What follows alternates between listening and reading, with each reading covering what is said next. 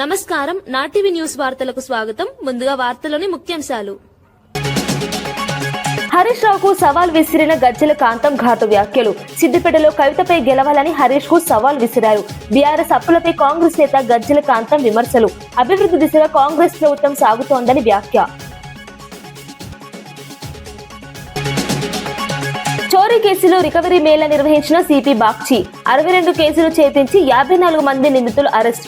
1.12 కోట్ల విలువైన ఆస్తులు స్వాధీనం చేసిన పోలీసులు. బాధితులకు స్వాధీనం చేసిన వస్తువులు తిరిగి అందజేత.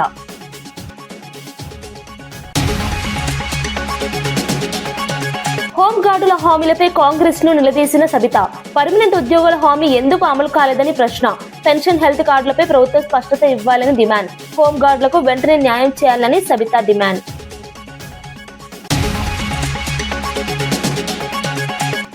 ఎంపీ సీట్ల పెంపుపై రేవంత్ పై రఘునందన్ రావు విమర్శలు. సీట్ల పెంపుపై సీఎంకు అవగాహన లేదని రఘునందన్ వ్యాఖ్య. ఉత్తర దక్షిణ విభేదాలకు సంబంధం లేదని బీజేపీ స్పష్టం. కాంగ్రెస్ ప్రాంతీయ రాజకీయాలు చేస్తోందని రఘునందన్ ఆరోపణ. బస్సుల కొరతపై విశాఖలో ఎస్ఎఫ్ఐ నిరసన ర్యాలీ. విద్యార్థులు తీవ్ర ఇబ్బందులు పడుతున్నారని ఎస్ఎఫ్ఐ ఆందోళన. బస్సుల సంఖ్య పెంచాలని ర్యాలీలో డిమాండ్. సమస్య పరిష్కారం లేకపోతే ఆందోళనలు ఉధృతం హెచ్చరిక. Visakhapatnam police commissioner doctor Shankhabrata Bagchi recovery Mela నిర్వహించారు. ఫిబ్రవరి నెలలో నమోదైన 62 చోరీ కేసులను పోలీసులు ఛేదించినట్లు తెలిపారు. మొత్తం 54 మంది నిందితులను అరెస్ట్ చేశారు. సుమారు 1.12 కోట్ల రూపాయల విలువైన బంగారం, వెండి, నగదు స్వాధీనం చేసుకున్నారు. 301 మొబైల్ ఫోన్లను కూడా రికవరీ చేశారు. ఈ వస్తువులను బాధితులకు తిరిగి అందజేశారు. పోలీసులు వేగంగా స్పందించడం అభినందనీయమని తెలిపారు. ప్రజలు జాగ్రత్తలు పాటించాలని సూచించారు. ఈ చర్యలతో నగరంలో భద్రత పెరిగిందని అధికారులు పేర్కొన్నారు. పట్టుకొని దాదాపు 1 కేజీ 790 గ్రామ్ బంగారము, 6 కేజీలు 140 గ్రామ్ వెండి, క్యాష్ 7,27,500 రూపాయలు, 9 మోటార్ సైకిల్స్, 3 ఆటోలు, 1 మహీంద్రా వ్యాన్, మొబైల్ ఫోన్ 303. మొత్తం ప్రాపర్టీ విలువ 1,12,00,000. విశాఖపట్నంలో ఆర్టీసీ బస్సుల కొరతపై ఎస్ఎఫ్ఐ ఆందోళన చేపట్టింది. విద్యార్థులు తీవ్ర ఇబ్బందులు పడుతున్నారని జిల్లా కార్యదర్శి వెంకటరమణ తెలిపారు. బస్సుల సంఖ్య పెంచాలని డిమాండ్ చేస్తూ గాంధీ విగ్రహం నుంచి రీజనల్ మేనేజర్ కార్యాలయం వరకు ర్యాలీ నిర్వహించారు. గీతం యూనివర్సిటీకి ఇచ్చిన బస్సుల కాంట్రాక్ట్ ను రద్దు చేయాలని డిమాండ్ చేశారు. విద్యార్థుల అవసరాలను ప్రభుత్వం పట్టించుకోవాలని కోరారు. సమస్య పరిష్కారం కాకపోతే ఆందోళనలు ఉధృతం చేస్తామని హెచ్చరించారు. ఈ నిరసనతో విద్యార్థి సమస్యలు మళ్లీ చర్చకు వచ్చాయి. అధికారులు స్పందించాలన్న డిమాండ్ పెరుగుతోంది. ఆర్టీసీ రీజనల్ మేనేజర్ అప్పలనాయుడు హామీతో విద్యార్థులు తమ ధర్నాను విరమించారు.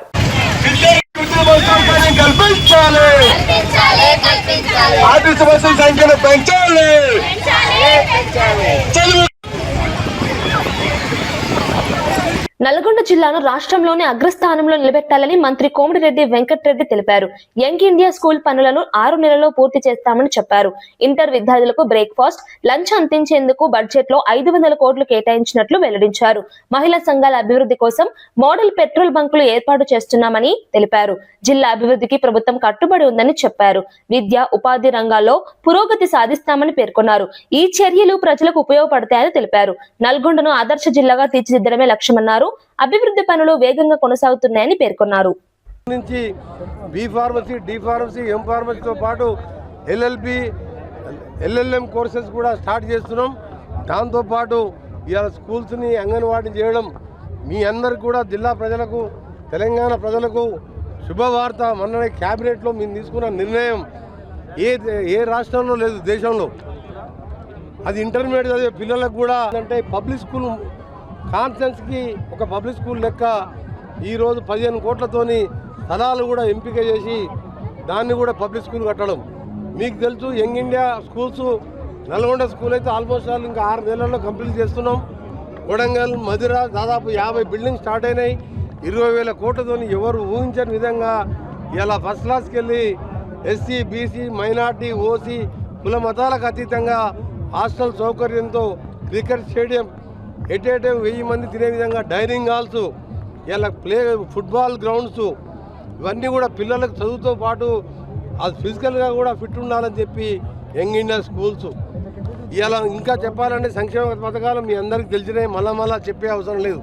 10 ఏళ్ళు రేషన్ కార్డు ఇవ్వకపోతే ఇలా 3,15,00,000 మందికి 17 లక్షల రేషన్ కార్డులు ఇచ్చి పాత రేషన్ కార్డు ఉన్న వాళ్ళకు కూడా సన్న బియ్యం ఇచ్చిన చరిత్ర భారతదేశంలో 50 రూపాయల కిలో బియ్యం ఎక్కడ ఇయ్యరు.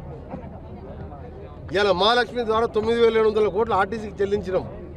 ఇలా ఉచిత విద్యుత్ ద్వారా 5,400 కోట్లు ఇలా మేము ఆ ఎలక్ట్రిసిటీ బోర్డుకు చెల్లించినాం. ఇవన్నీ సంక్షేమ పథకాలు అన్నీ చేస్తే ప్రతి కుటుంబానికి 60-70 వేలు సంవత్సరానికి ఆదా చేస్తూ ఇంకా చేయవలసిన కార్యక్రమాలు మహిళల్ని కోటీశ్వరం చేసే విధంగా నల్గొండలో ఒక మోడల్ పెట్రోల్ బంకు ఇప్పటికీ 2 నారాయణపేట మన సంగారెడ్డిలో స్టార్ట్ అయింది. నల్గొండలో 2 నెలల్లో కంప్లీట్ చేస్తానికి కలెక్టర్ గారు ఎప్పుడు కూడా దాని మీద ఫాలోఅప్ చేస్తున్నారు. దీంట్లో మాది 1.5 ఎకర్లో పెట్రోల్ బంక్తో పాటు సూపర్ మార్కెట్ అలానే రెస్టారెంట్ జరిగే బంక్ ఏంటంటే సాగర్ పోయే రోడ్డు, మిర్యాల కూడా పోయే రోడ్డు, కనీసం 50 లక్షల ఆదాయం వచ్చే విధంగా సంఘబంధాలను కూడా ప్రోత్సహిస్తూ నల్గొండ జిల్లాని 450 కోట్లతో లైనింగ్ చేస్తూ అందరు అనుకున్నారు ఎస్ఎల్పిడి కూలిపోయిందని, కొందరు నవ్విండ్రు, కొందరు సంతోషం చేసిండ్రు, కొందరు పండుగలు చేసుకున్నారు. మేము ఏడ్చినాం, 8 మంది చనిపోయినరు, 10 ఏళ్ళు ఇప్పటికే ఆలస్యమైందని ఆ రోజు కొట్లాడి సాధించుకున్న సొరంగ మార్గం 2 రోజులు ఏడిస్తే దాన్ని కూడా మమ్మల్ని దాని మీద కూడా మా మీద కామెంట్ చేసినా మేము ఎక్కడ కూడా మేము భయపడలేదు, బాధపడలేదు. వాళ్ళ పాపాన వాళ్ళ పోతారు అనుకున్నాం. కొత్త టెక్నాలజీతో 65 మీటర్ల పూర్తి అయింది. ఇప్పుడు దాన్ని ఇంకా స్పీడప్ చేసి 28 డిసెంబర్ లోపు. కర్ణాటకలో ఐపీఎల్ టికెట్ల విషయంలో వివాదం చెలరేగింది. ఆర్సీబీ వర్సెస్ ఎస్ఆర్హెచ్ మ్యాచ్ కు మంత్రులు ఎమ్మెల్యేలకు టికెట్లు ఇవ్వలేదని కాంగ్రెస్ ఎమ్మెల్యే కాశప్పనవర్ విజయానంద శివశంకరప్ప ఆగ్రహం వ్యక్తం చేశారు. ప్రభుత్వం నుంచి అన్ని సౌకర్యాలు పొందుతున్న క్రికెట్ అసోసియేషన్ గౌరవం ఇవ్వడం లేదని విమర్శించారు. టికెట్లను బ్లాక్ లో అమ్ముతున్నారని ఆరోపించారు. 5,000 రూపాయల టికెట్ ను 35,000 రూపాయలకు కొనాల్సి వస్తోందని తెలిపారు. ఈ అంశం రాష్ట్ర రాజకీయాల్లో చర్చకు దారితీసింది. క్రీడా సంఘాల పనితీరుపై ప్రశ్నలు తలెత్తుతున్నాయి. టికెట్ వ్యవస్థలో పారదర్శకత అవసరమని అభిప్రాయాలు వ్యక్తమవుతున్నాయి. They are not respecting the MLAs. They are not issuing the tickets. Even they are telling online. Online is all we know. It's all the black market. Like they are taking in the online. Their bookies are there. They are selling it in a black. One ticket which is cost 5,000 rupees. We are buying it for 35,000 rupees. So there is no facilities for the MLAs and ministers. So we requested the government. Opposition leader has raised the issue in the assembly. So I also supported that, and we requested our speaker to take necessary action against them and issue the ticket, minimum 5 tickets for the MLAs, and they have to make a separate sitting arrangement there. We are VIPs. We can't go in the queue and stand there. We went last time. We were standing in the queue. They are sending us in some gallery with the public. It's not going to happen. So they have to have certain respects. So they have to take a necessary action. We requested our Deputy CM. He also promised us he'll solve this problem and get the tickets for us and make a separate statement for us for a sitting arrangement in the stadium. Sir, last week Home Minister had a meeting with the KCA and they have released the guidelines also. Regarding that also they have released. So how do you see that? No. There is no guidelines. They won't listen anybody. They have become that much big. KSA has become that much big because his IPL matches are going. They won't listen to anybody. They are collecting the money and they are enjoying. This is not going to happen. If this is the same thing is going to happen, we are going to fight against it. Vikarabad జిల్లా పరిగి మండలం కాద్లాపూర్ గ్రామంలో భూ సేకరణపై ఉద్రిక్త పరిస్థితులు నెలకొన్నాయి.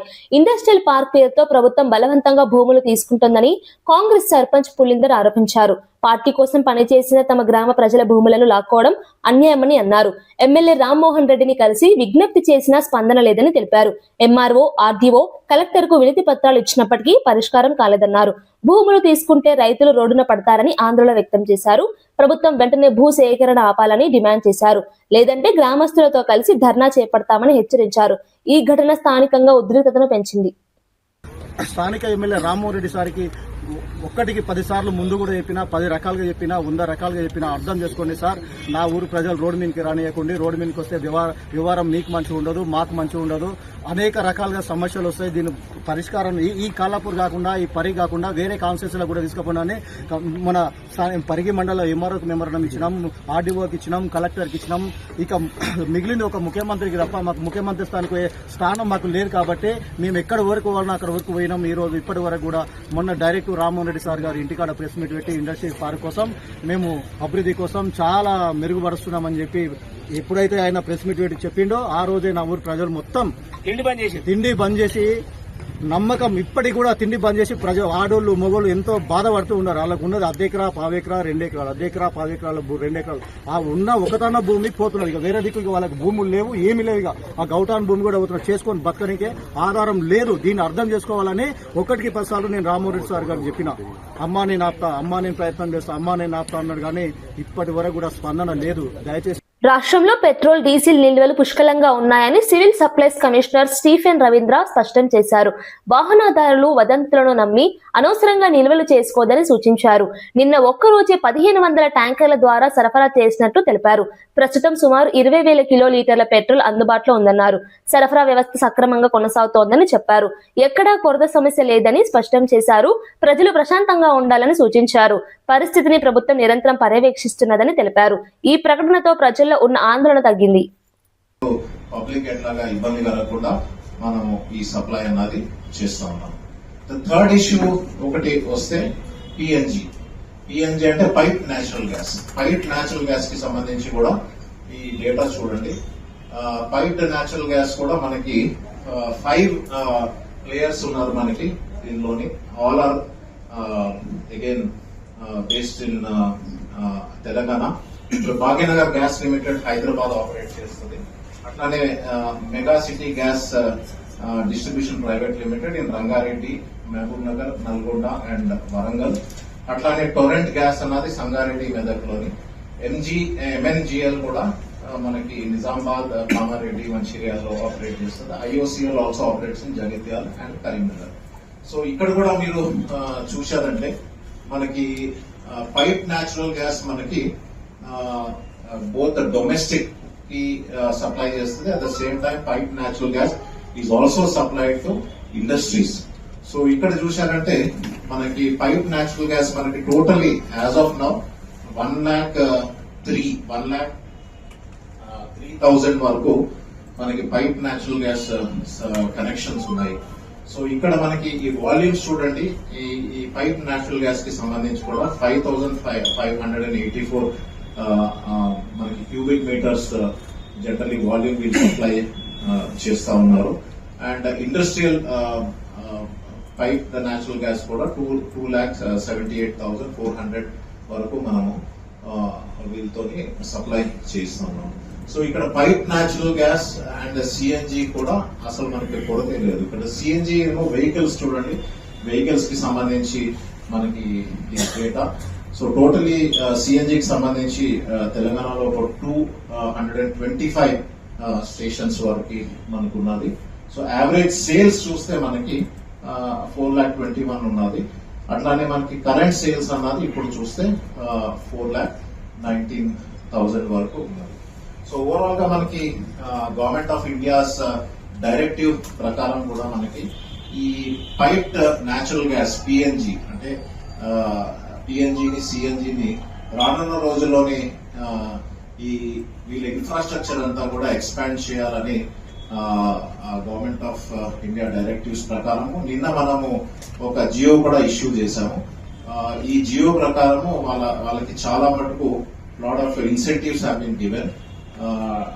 ఈ incentives ప్రకారము వాళ్ళు రెస్టోరేషన్ ఛార్జెస్ లేకపోతే పర్మిషన్స్ అనే కావచ్చు, ఇవన్నీ కూడా వేవ్ ఆఫ్ చేశాము. పర్మిషన్స్ కూడా 24 hours లో వాళ్ళకి వచ్చే విధంగా అండ్ ఈ పిఎన్జి ఇన్ఫ్రాస్ట్రక్చర్ కూడా క్విక్ గా ఎక్స్పాండ్ చేసే విధంగా ఇవన్నీ మనము ప్లాన్ చేసుకున్నాము. సో ఓవరాల్ గా మనం చూస్తే both for petrol, diesel, then second one is LPG and third one is PNG. ఈ 3 సెక్టర్స్ లోని మనం ఎప్పటికప్పుడు మానిటర్ చేసి కన్సిస్టెంట్ గా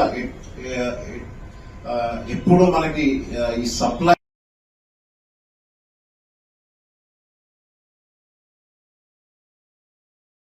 రాష్ట్రంలో నిర్మాణంలో ఉన్న ప్రభుత్వ మెడికల్ కళాశాలలను వెంటనే పూర్తి చేసి ప్రారంభించాలని పలు సంస్థలు డిమాండ్ చేశాయి. గుంటూరు, పులివెందులలో జరిగిన పర్యటనలో వివిధ పార్టీ నేతలు, సామాజికవేత్తలు పాల్గొన్నారు. పీపీపీ విధానంలో కళాశాలలు నిర్మిస్తే పేద విద్యార్థులకు నష్టం జరుగుతుందని ఆందోళన వ్యక్తం చేశారు. రిజర్వేషన్లు అమలు కాకపోవచ్చని హెచ్చరించారు. పేదలకు ఉచిత వైద్యం అందకపోవచ్చని తెలిపారు. ప్రభుత్వ రంగంలోనే కళాశాలలను ప్రారంభించాలని డిమాండ్ చేశారు. ఈ అంశం రాజకీయంగా ప్రాధాన్యం సంతరించుకుంది. ప్రభుత్వ వైద్య కళాశాల కూటమి ప్రభుత్వం అధికారంలోకి రాకముందు గత ప్రభుత్వం 17 ప్రభుత్వ వైద్య కళాశాలను మంజూరు చేసింది. అందులో 6 ప్రభుత్వ వైద్య కళాశాలలు ప్రారంభమయ్యాయి గత ప్రభుత్వం. ప్రస్తుతం ఈ సంవత్సరము పిడుగురాళ్ళ ప్రభుత్వ వైద్య కళాశాలను ప్రారంభించాలని ఈ గవర్నమెంట్ నిర్ణయించింది. ఇక మిగతా 17లో 6 గతంలో 1 ఇప్పుడు అనుకున్నారు. మిగతా 10 ఆ 10లో పులివెందుల, వెనుకొండ, మదనపల్లి, ఆదోని, మార్కాపురం, బాపట్ల, పార్వతీపురం, అమలాపురం, నర్సీపట్నం, పాలకొల్లు ఈ 10 ప్రభుత్వ వైద్య కళాశాలలు కానీ మంజూరు చేయడం జరిగింది. ఇవి ఈ 21 నెలలుగా ఎక్కడ వేసిన గొంగలు అక్కడే సొంతంగా ఉండిపోయింది. ఒక్క పని జరగలేదు. అందులో మన పులిందులకు సంబంధించి ఈ కూటమి ప్రభుత్వము అధికారంలోకి రాకముందు దాదాపు 47 ఎకరాల 58 సెంట్లు, దాదాపు 100-150 కోట్ల రూపాయలు విలువ చేసే భూమిని వచ్చేసి ఈ ప్రభుత్వ వైద్య కళాశాలకు అప్పగించడం జరిగింది. రెండవది 412 కోట్ల రూపాయలు ఖర్చు చేయడం జరిగింది. మూడవది 625 పడకల ఆసుపత్రిని మంజూరు చేయడమే కాకుండా భవనాలు పూర్తయినాయి. ఆసుపత్రి ఇక్కడికి షిఫ్ట్ అయింది, రన్నింగ్లో ఉంది. మెడికల్ కళాశాల భవనాలకు సంబంధించి 60 నుండి 70% పూర్తయినాయి. ప్రభుత్వ నర్సింగ్ కాలేజీకి సంబంధించి భవనాలు 100% పూర్తయినాయి. క్వార్టర్స్, హాస్టల్స్కు సంబంధించి 60 నుంచి 70% పూర్తయినాయి. తర్వాత సిబ్బంది ఈ ప్రభుత్వం అధికారంలోకి రాకముందు కళాశాలకు ప్రిన్సిపల్ ఉన్నాడు, హాస్పిటల్కు సూపరింటెండెంట్ ఉన్నారు, తర్వాత 2 ఏడీస్ ఉన్నారు, ఒక ఏవో ఉన్నారు, హెచ్ఓడీస్ ఉన్నారు, 60 మంది professors, associate professors, assistant professors ఉన్నారు, 70 మంది నర్సులు ఉన్నారు, 130 మంది సిబ్బంది ఉన్నారు. ఈ పరిస్థితిలో కేంద్రం నుండి నేషనల్ మెడికల్ కమిషన్ వాళ్ళు వచ్చి చూసి ఇంద్రభవనాలు అంటే భవనాలు ఉన్నాయి, ఫ్యాకల్టీ ఉంది అని చెప్పి వాళ్ళు క్షేత్రస్థాయిలో పరిశీలించి 2024-25 విద్యా సంవత్సరానికి 50 ఎంబీబీఎస్ సీట్లు కేటాయించారు. 2024 ఆగస్టు 16వ తారీఖు. కానీ ఈ చంద్రబాబు ప్రభుత్వం ఏం చేసింది? ఒక లేఖ రాసింది, భవనాలు పూర్తి కాలేదు, ఫ్యాకల్టీ లేదు, కాబట్టి మేము నడపలేము కాలేజీని, మాకు 50 ఎంబీబీఎస్ సీట్లు వద్దని చెప్పేసి లేఖ రాసింది. ఇది చరిత్రలో ఒక చారిత్రక తప్పిదం. ఇటువంటి పనికి మాలిన ప్రభుత్వం దేశంలో గాని. బీజేపీ ఎంపీ రఘునందన్ రావు ముఖ్యమంత్రి రేవంత్ రెడ్డిపై విమర్శలు గుప్పించారు. ఎంపీ స్థానాల పెంపుపై ఆయనకు కనీస అవగాహన లేదని అన్నారు. దేశవ్యాప్తంగా అన్ని రాష్ట్రాల్లో 50% సీట్ల పెంపు ఉంటుందని తెలిపారు. దీనికి ఉత్తరాది, దక్షిణాది విభేదాలతో సంబంధం లేదని స్పష్టం చేశారు. మాజీ ప్రధాని పివి నరసింహారావుకు ఢిల్లీలో గౌరవం ఇవ్వలేని కాంగ్రెస్ నేతలు ఇప్పుడు ప్రాంతీయవాదం మాట్లాడడం హాస్యాస్పదమని ఎద్దేవా చేశారు. రాజకీయ ప్రయోజనాల కోసం ప్రజలను తప్పుదారి పట్టిస్తున్నారని ఆరోపించారు. ఈ వ్యాఖ్యలు రాష్ట్ర రాజకీయాల్లో చర్చకు దారితీశాయి. రేవంత్ రెడ్డి కాంగ్రెస్ పార్టీ చేసింది కదా, ఎలక్షన్ కొట్లాడి గెలుగురాబాయ్ అంటే బొంకుడు, మాట్లాడితే ఉత్తరాది, దక్షిణాది. ఏం చేసింది కాంగ్రెస్? ఏం చేసింది దక్షిణాది? దేశంకి వెళ్ళి కాక కాంగ్రెస్ కి ఒక ఆయన దక్షిణాదికి వెళ్ళి ప్రధానమంత్రి అయిండు. పాపం పెద్దలు పూజలు ఆయన చనిపోతే ఆయన డెడ్ బాడీని కూడా ఏఐసీసీ ఆఫీస్ కి తీసుకుపోలే. మీరు యాడుండవు ఆ రోజు రేవంత్ అన్న? ఆ రోజు కనవాలే? మరి ఉత్తరాదిలకు 10 ఎకరాలు 20 ఎకరాల సమాధులు కడితే దక్షిణాదికి వెళ్ళిన యొక్క ప్రధానమంత్రికి ఢిల్లీలో ఒక ఘాటు కట్టడానికి చేత కాలేదు మీకు, పీవీ ఘాట్. సిద్దిపేట కాంగ్రెస్ ఇన్ఛార్జి పూజల హరికృష్ణ గాంధీ భవన్ లో మీడియా సమావేశం నిర్వహించారు. హరీష్ రావు తన స్థాయి తెలుసుకోవాలని సూచించారు. సీఎం రేవంత్ రెడ్డిపై పోటీ చేస్తానన్న వ్యాఖ్యలపై స్పందించారు. గత 10 ఏళ్లలో సిద్దిపేటకు ఒక్క ఫ్యాక్టరీ కూడా ఎందుకు రాలేదని ప్రశ్నించారు. రైతు రుణమాఫీపై రాజీనామా చేస్తానన్న హరీష్ ఎందుకు వెనక్కి తగ్గారని నిలదీశారు. కాంగ్రెస్ ప్రభుత్వం వచ్చిన తర్వాతే అభివృద్ధి ప్రారంభమైందని తెలిపారు. ఆయిల్ పామ్ ఫ్యాక్టరీ ఏర్పాటు కూడా అదే భాగమని చెప్పారు. సిద్దిపేట అభివృద్ధికి నిధులు కేటాయించామని పేర్కొన్నారు. ఈ వ్యాఖ్యలు రాజకీయంగా చర్చకు దారితీశాయి.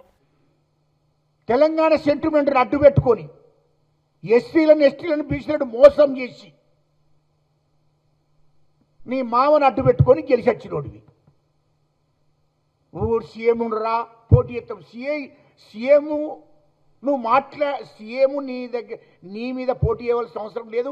నువ్వు ఆ స్థాయికి దగ్గర మనిషివి కూడా కాదు. నీ స్థాయి ఏంటి? నీ స్థాయి ఏంది? నీ స్థాయికి తగ్గ మనుషులను అక్కడ పెడుతున్నాము.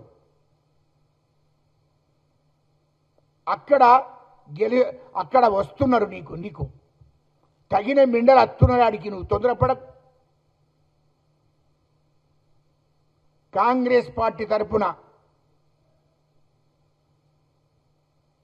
సరి అయిన మొగోనే వస్తాడు. నువ్వు తొందరపడకు. అదే సిద్దిపేటలో పుట్టి పెరిగినటువంటి వాడే నీకు పోటీలో ఉంటాడు. అదేవిధంగా మీ మరదలు కవిత గారు కూడా ఉంటాడు. దమ్ముంటే కవిత గారి మీద గెలిచిరా, అప్పుడు మాట్లాడు నువ్వు అసెంబ్లీలో. నెక్స్ట్ కవిత గారే నిలబడేది అక్కడ. కాబట్టి అక్కడ గెలిచిరా, అప్పుడు మాట్లాడు. నువ్వు ఇవాళ అసెంబ్లీలో అందరినీ తప్పుదో పట్టించే కార్యక్రమాలు, మీ కేటీఆర్, నువ్వు, మీ అహంకార ధోరణి తెలంగాణ ప్రజలందరికీ కూడా తెలుసు. మిమ్మల్ని ఎవ్వరూ నమ్మే పరిస్థితులు లేరు.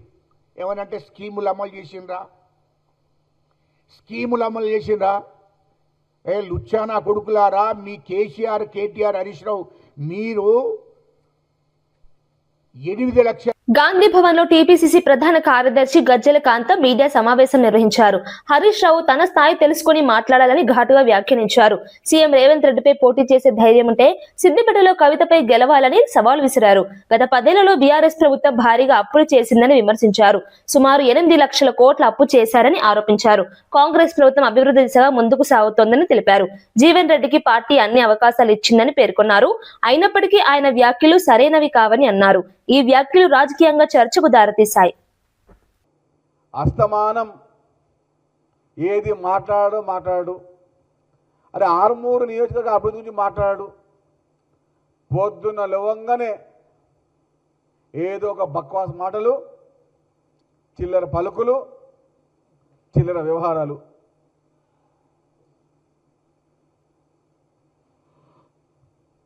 ఒకసారి చెప్తున్నాం, ఇంకోసారి చెప్పం. ఈసారి చెప్తున్నాము, ఇంకోసారి చెప్పం. రాకేష్ రెడ్డి గారు మాట అదుపులో పొదుపులో భవిష్యత్తు శూన్యం అవుతుంది. హైదరాబాద్ నగరంలో కాదు కదా, ఆర్మూర్లో కూడా తిరగలేరు.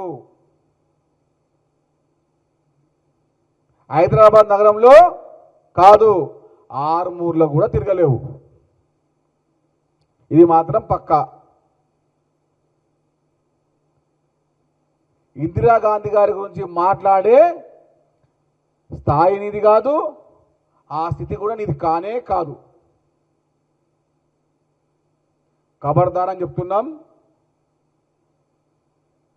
మాటలు జాగ్రత్తగా రాని. ఇందిరాగాంధీ గారు అంటే ప్రపంచ స్థాయిలో గుర్తింపు ఉన్న మహిళ.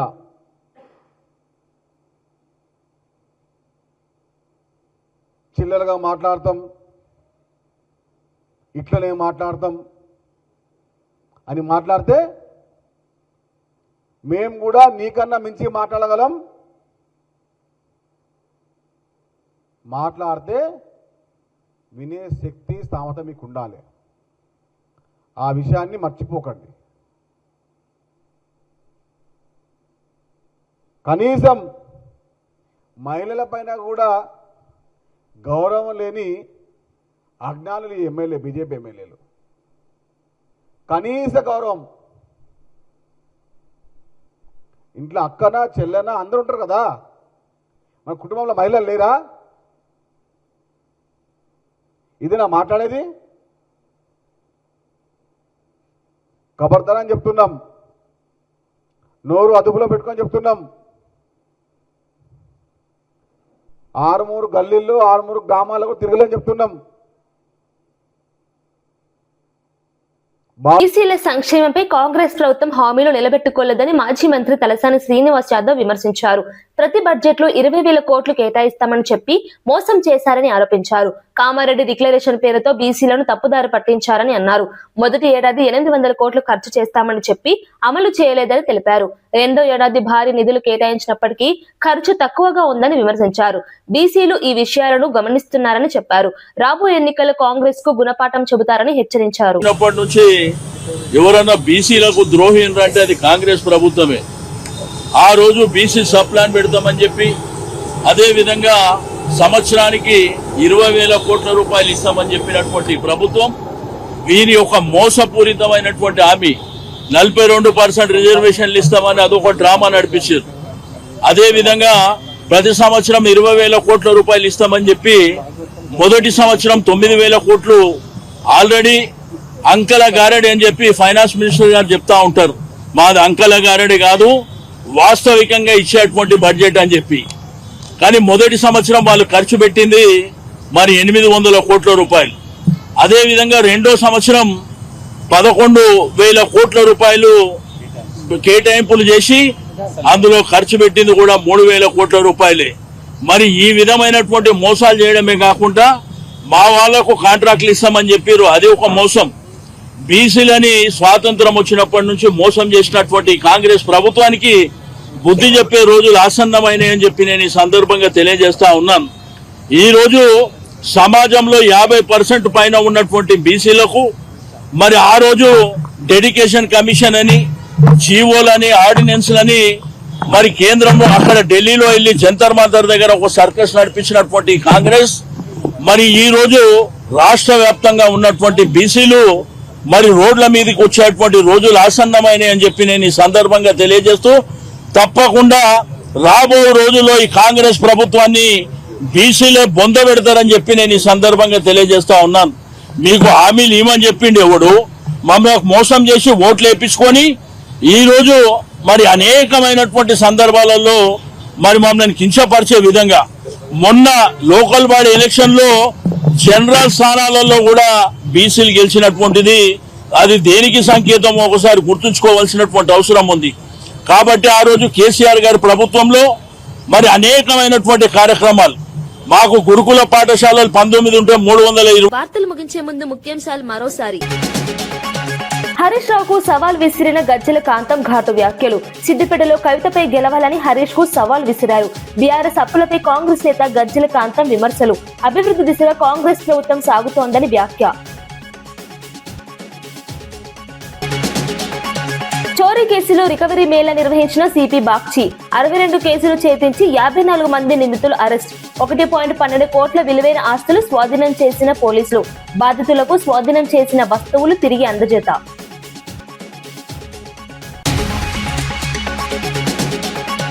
హోంగార్డుల హామీలపై కాంగ్రెస్ ను నిలదీసిన సబిత. పర్మనెంట్ ఉద్యోగుల హామీ ఎందుకు అమలు కాలేదని ప్రశ్న. పెన్షన్, హెల్త్ కార్డులపై ప్రభుత్వం స్పష్టత ఇవ్వాలని డిమాండ్. హోంగార్డులకు వెంటనే న్యాయం చేయాలని సబిత డిమాండ్.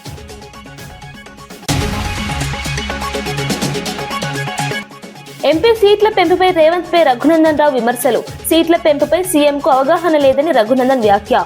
ఉత్తర దక్షిణ విభేదాలకు సంబంధం లేదని బీజేపీ స్పష్టం. కాంగ్రెస్ ప్రాంతీయ రాజకీయాలు చేస్తోందని రఘునందన్ ఆరోపణ. బస్సుల కొరతపై విశాఖలో ఎస్ఎఫ్ఐ నిరసన ర్యాలీ.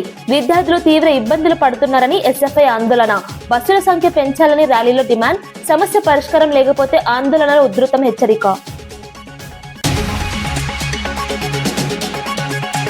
ఇవి ఈనాటి వార్తా విశేషాలు. మరో బులెటిన్లో మళ్ళీ కలుద్దాం. నమస్కారం.